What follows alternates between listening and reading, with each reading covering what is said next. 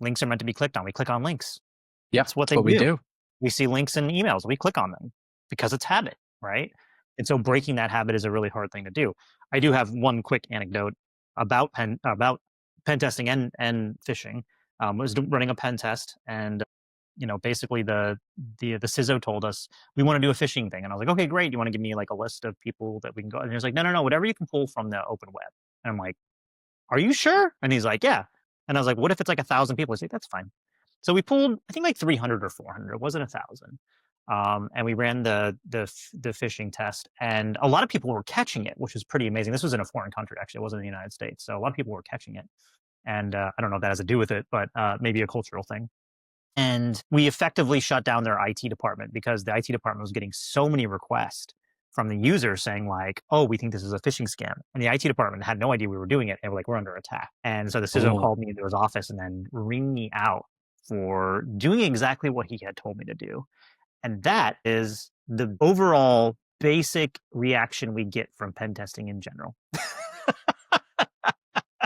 I believe it. We get asked to go in and show problems, and when we show the problems, and then they get angry. They get angry. They get angry. Yep. Which is unfortunate. And to your point though, Chris, like it is a there's a bit of deception coming from your own organization that people have a hard time grasping. And it's understandable. It's totally understandable. But also, you keep clicking on the links.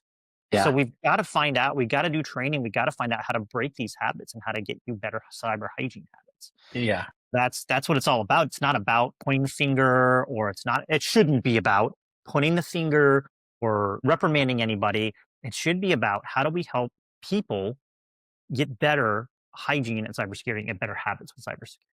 So I'll stop. I've got it. No, that's good. I've got a quick anecdote about that part, right? Like another client war story, I guess, if you will, was at an organization that was really, really struggling. They had just come out of a breach. They were really struggling with people clicking on phishing links and then taking the training, right? Like it was the percentage, it was like 35 or 40% of the org from a full org. So it's a big number, right? It was like a lot of people. There was a group of probably about 10% that were consistently failing month over month over month, right? So that's some people were learning, right? But I remember sitting in a conference room with the CIO, the CEO, CFO, the whole C-suite was there, right? And the CEO brings up this problem, and he asks me, it was like, Chris, what can we do to prevent this? Truthfully, at the time, I remember thinking to myself, man, we have done everything. Like, I don't know how else we can incentivize people. Like, we had pulled out all the tricks, right? Like every single one of them. And he, on his own, he goes, well, what if we just shut off their accounts? And we all kind of went, I mean, that is an option, right? One way to handle it. I always bring that up as a joke, right? Like, oh, we just shut off their accounts, right? But nobody's ever actually done it before. Yeah. He did it. How did it work? It worked really, really well, because you think about a business, and he was shutting off their accounts for 24 hours, right? And emailing, and the manager would get notification. Like, so leadership was getting notification of this, and it worked. Their numbers dropped. But I tell you what, that first time he did it, oh my God, you thought the world was ending in that company, right? But it worked.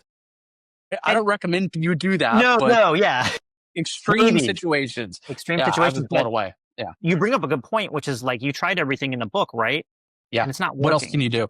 Like but at the same time, like, if it's not working, why do we keep doing it, right? Yeah. Why do we keep doing it? Before, nothing against Microsoft Attack Simulator and their training. Like, they're there, right? But they're not working. Yeah. They're not working for some people, right? So what do we do? Now, I think that's great that there was some kind of attempt to change habit in another way, right? They weren't like, just keep throwing no before at them, right? It was, hey, let's turn off their accounts, see how that works. Yeah. And it worked. Did. Yeah. I'm not saying that, and like you, I'm like, okay, I don't know this fits every other situation, but we've got to find a better way.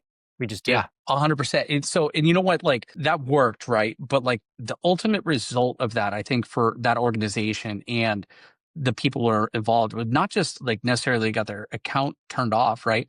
But what it showed to the entire organization is that the CEO, the man who's in charge, is taking this very, very seriously. Yeah. If he's taking it very seriously, you probably should be too, right?